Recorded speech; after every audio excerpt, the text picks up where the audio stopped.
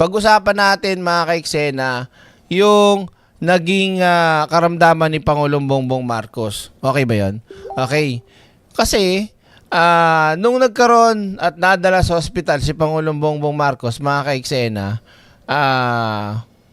tawag dito, maraming mga DDS ang mga ang dami ng pinakalat na na fake news, kesyo patay na, kesyo mamamatay na. Ang dami nilang pinagagawa.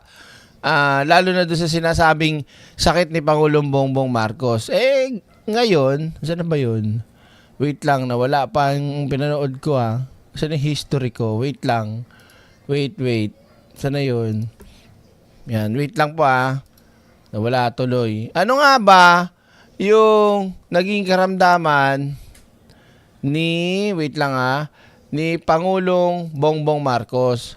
Ano ba yon? Alam nyo ba yon?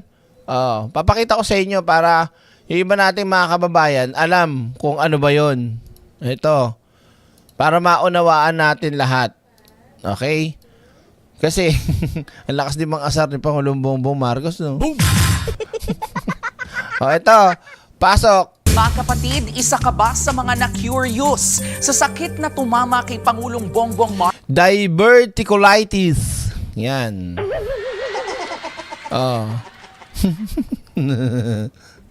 Tuloy. Marcos, kaya po siya na ospital.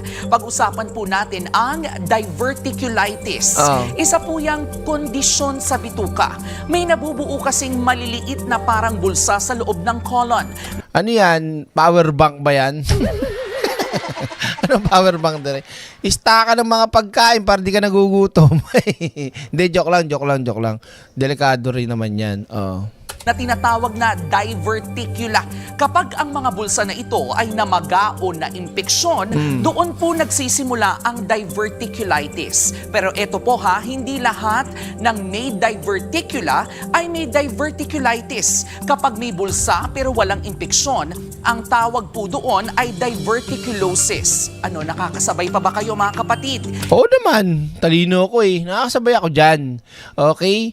Ang sakit na diverticulitis. Ma'am, present. Naintindihan mo ba? Opo, ma'am. Ano yan? Ma'am, ang diverticulitis ay isang sakit. Okay? Ano yan?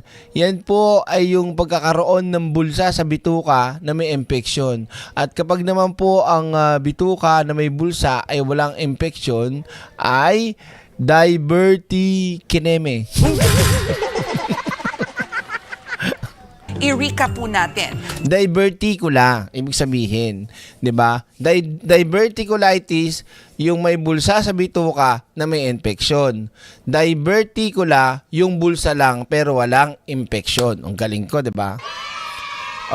Paborito ko nung elementary, high school science, yung mga ganyan. Galing ako diyan Lagi akong pang pang top 2. Hindi ka top 1. Hindi, bumaba lang ako, sabi ko dun sa, ikaw na kasi pag top 1 ka, lagi kang top 2 lang ako. Diverticula o yung bulsa sa colon. Diverticulitis ay yung na-infeksyong bulsa. At ang diverticulosis naman ay yung bulsang walang infeksyon. O balik po tayo. Ayun, yun diverticula o diverticulus. Common ang diverticulitis sa mga nasa edad 40 pataas. Nako!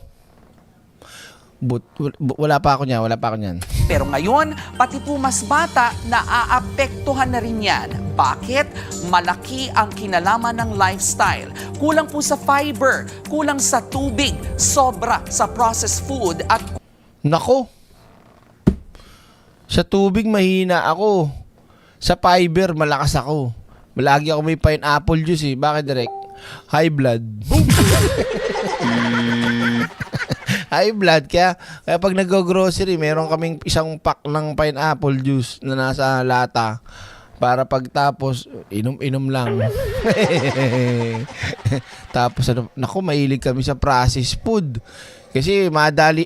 Hello, pakihinaan naman yung TV dyan. Lakas manood ng TV. Sorry. Si Marites nanonood kasi. Tuloy tayo. Ay, naririnig ko di malakas. Masagot ka ba? Game, tuloy tayo. Kulang sa exercise. Nako! Hindi na. Madalas na ako nag-exercise ngayon. Hindi lang exercise, talagang humahataw pa ako. Boom! Tuloy tayo Kapag may diverticulitis, pwede pong makaranas ng pananakit ng tiyan. Kadalasan sa bandang kaliwa. Pwede ring Wala. Hindi naman sumasakit ang tiyan ko. Ang sumasakit sa akin talaga yung balakang ko, yung likod. Kasi nga may split disc ako may lagnat, bloated ang pakiramdam, Hindi ako yan. Gutom nga ako lagi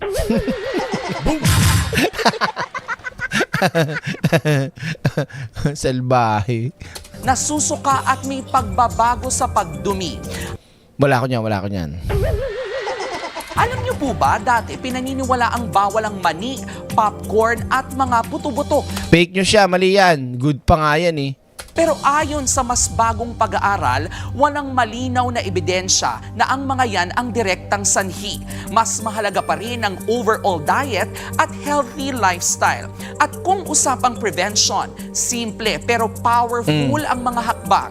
Dagdagan po ang pagkain ng gulay at prutas. Piliin ang whole grains. Uminom ng sapat na tubig at galaw-galaw naman dyan. Kahit simpleng paglalakad araw-araw, abay malaking tulong na po yan. Oo, kailangan nag-exercise. Tignan nyo si malditang lola. Ano yan, maligalig yan AI Morena, maraming salamat. Ingat, Direk. Good afternoon sa lahat. Salamat po, ingat din. Ano daw, Direk, wala daw medical scientific study na nakakababa ng high blood ng pineapple juice. Meron. Ako nga Ako nga tag dito, nag-experiment yan Ako ang gumawa ng study tungkol dyan. Do you know that the pineapple juice is rich in fiber and omega-3? Do you know that fiber can lower your cholesterol and blood pressure by the molecules and the denominator of the sweetened pineapple juice when extracted into the can and straight to your mouth and to your belly button? That's why your blood pressure along the way can go down. Maligalig kasi marami kayong activities.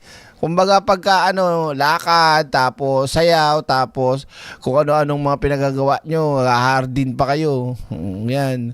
Kumbaga maligalig kayo, tas sa bahay, nagsasayaw-sayaw kayo din dun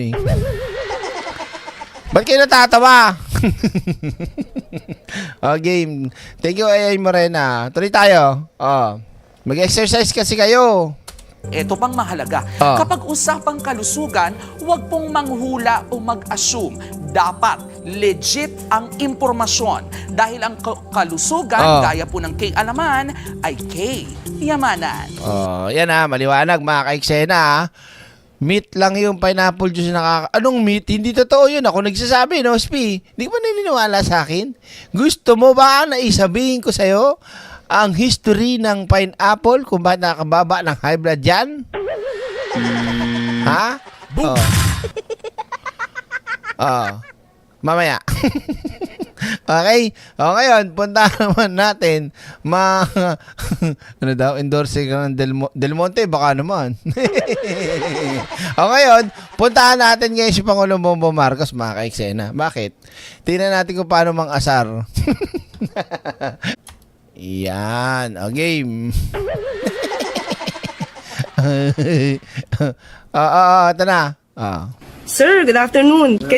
Kanina po ay natanong tayo sa MPC kung nagkita na daw po tayo. Since nandito po ako sa one of your events, sasamantalahin ko na po. Kamusta na po kayo, sir? How are you feeling today? I'm fine. I'm feeling very different from the way I was feeling before. Naayos na yung problem. What happened was I now have diverticulitis.